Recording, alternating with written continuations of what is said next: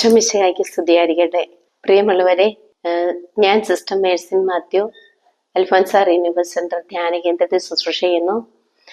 ഇവിടെ ഈ ധ്യാന കേന്ദ്രം രാമപുരം വളക്കാട്ടുന്ന ദേശത്താണ്. ഈ ധ്യാന കേന്ദ്രത്തിൽ തുടർച്ചയായിട്ട് ഇത് 3-ാം വർഷമാണ് 40 മണിക്കൂർ അഖണ്ഡ കുരിശിന്റെ വഴി നടക്കുന്നത്.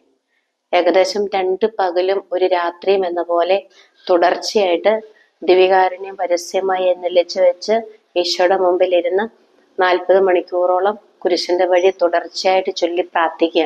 ഇതുണ്ടാകാനുള്ള ഒരു കാരണത്തെക്കുറിച്ച് ചിന്തിക്കുമ്പം അങ്ങനെ ഒരു ആത്മാവിൽ ഒരു പ്രേരണ കിട്ടിയതാണ്. പ്രത്യേകിച്ച് കുരിശിന്റെ വഴിയെ കുറിച്ച് പ്രാർത്ഥിക്കുകയും അതുമായി ബന്ധപ്പെട്ട അന്വേഷണം നടത്തുകയും ചെയ്തപ്പോഴാണ് ഈ വിശുദ്ധ കുരിശിലൂടെ ലഭിക്കുന്ന ദൈവാനുഗ്രഹം എന്ന് പറയുന്നത്. വിശുദ്ധ കുരിശ് കാണുമ്പോൾ തിന്മയ്ക്ക് വിശുദ്ധ കുരിശിന്റെ മുമ്പിൽ നിൽക്കാനാവില്ല.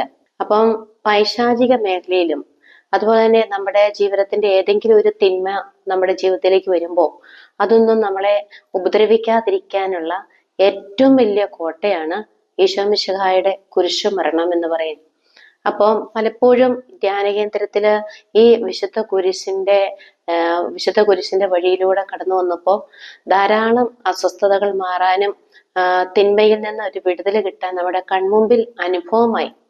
അതുകൊണ്ടാണ് ഈ വിശുദ്ധ കുരിശിന്റെ വഴിയിലൂടെ ഒരു സ്നേഹം ഉള്ളിൽ തോന്നാൻ പരിശുദ്ധാത്മ ഇടവന്ന. അങ്ങനെയാണ് ഈ 40 മണിക്കൂർ അഖണ്ഡ കുരിശിന്റെ വഴി തുടങ്ങാനായിട്ടുള്ള ഉള്ളിൽ പ്രേരണ കിട്ടുന്നത്.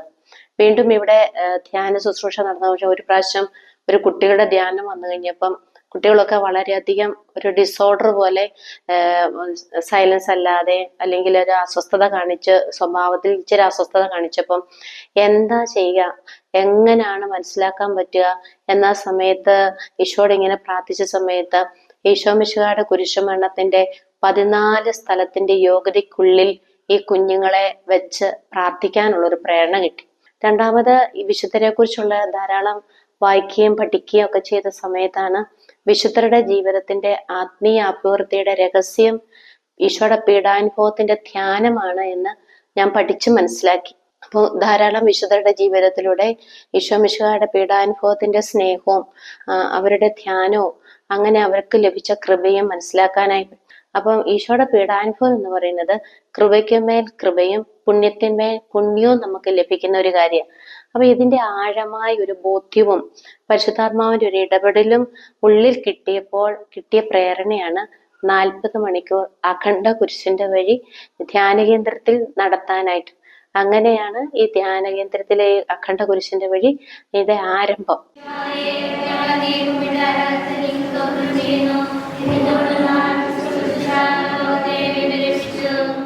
എൻ്റെ പേര് ടെസി ചാർലി. ഞാൻ കഴിഞ്ഞ പ്രാവശ്യം കുരിശിൻ്റെ വഴി നടന്നുകൊണ്ടിരുന്ന സമയത്ത് എനിക്ക് കാലിൻ്റെ മുട്ടിന് ഭയങ്കര വേദനയായിരുന്നു. അപ്പോൾ അതിൽ പങ്കെടുക്കാൻ പറ്റുമോ എന്ന് തന്നെ എനിക്കൊരു സംശയമായിരുന്നു. ഞാൻ പുറത്തോട്ട് പോയാലോ എന്ന് ചിന്തിച്ചായിരുന്നു.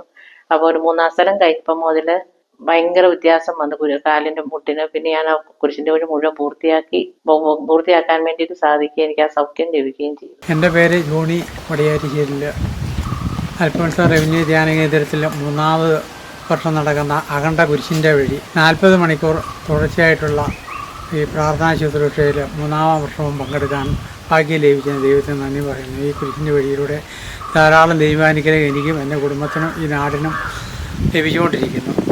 എൻ്റെ പേര് ഉണ്ണിയമ്മ ജോസഫ് പുത്തമ്പരയ്ക്കൽ. ഞാനിവിടെ വളക്കാട്ടുകുന്ന് അടുത്താണ് താമസിക്കുന്നത്. ഈ കുരിശിൻ്റെ വഴിയിൽ പങ്കെടുക്കുന്ന വഴി ഞങ്ങളുടെ കുടുംബത്തിലേക്ക് ധാരാളം ദൈവാനുഗ്രഹങ്ങൾ ലഭിച്ചിട്ടുണ്ട്. ഒരാൾ വന്ന് പറഞ്ഞൊരു കാര്യം, നടുവിന് വേദനയായിട്ട് നട്ടലിന്റെ ഡിസ്ക് അകന്ന് കട്ടിലേന്ന് എഴുന്നേക്കാൻ പറ്റാതെ ഉള്ള ഒരു വിഷമിക്കുന്ന ഒരു ചേച്ചിയായിരുന്നു.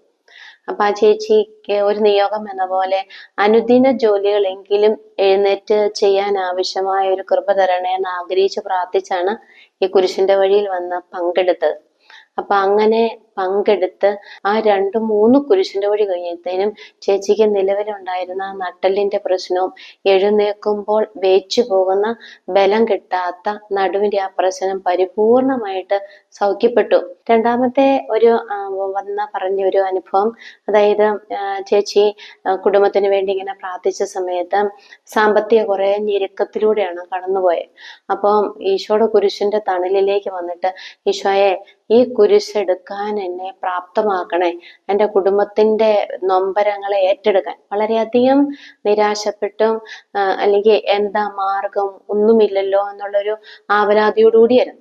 പക്ഷേ ഈ 40 മണിക്കൂർ കുരിശിന്റെ വഴിയിൽ പങ്കെടുത്ത് ചേച്ചി പിറ്റേ ദിവസം വീട്ടിൽ ചെന്ന് കഴിഞ്ഞപ്പം ഏത് കാര്യത്തിന് വേണ്ടിയാണോ ബുദ്ധിമുട്ടോടുകൂടി ദൈവത്തിനു ഇരുന്ന് ചോദിച്ചത്, ആ കാര്യത്തിന് ഉത്തരം തരാൻ വേണ്ടി വീട്ടിലിങ്ങനെ അവരുടെ ബന്ധു ഇങ്ങനെ വന്നു നിന്ന് അങ്ങനെ അവരുടെ സാമ്പത്തിക ഞെരുക്കത്തിൽ നിന്നും അവർക്ക് രക്ഷപ്പെടാനായിട്ടുള്ള ഒരു മാർഗം ഈശോ കാണിച്ചു തന്നു. ഈശോയ്ക്ക് മഹത്വം.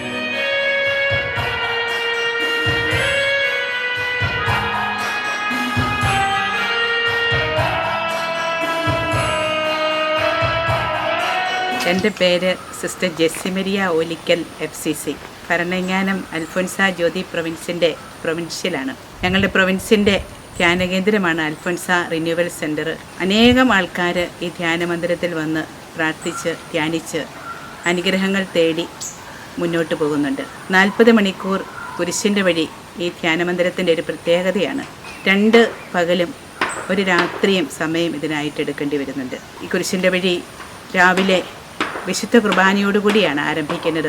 പ്രായശ്ചിത്തത്തിൻ്റെയും പരിഹാരത്തിൻ്റെയും ചൈതന്യത്തിലാണ് എല്ലാവരും ഈ കുരിശിൻ്റെ വഴിയിൽ പങ്കെടുക്കുന്നത്. പരിശുദ്ധ പിതാവ് ഫ്രാൻസിസ് പാപ്പ പിലിഗ്രിംസ് ഓഫ് ഹോപ്പ്, പ്രത്യാശയുടെ തീർത്ഥാടന വർഷമായിട്ടാണല്ലോ ഇത് പ്രഖ്യാപിച്ചിരിക്കുന്നത്.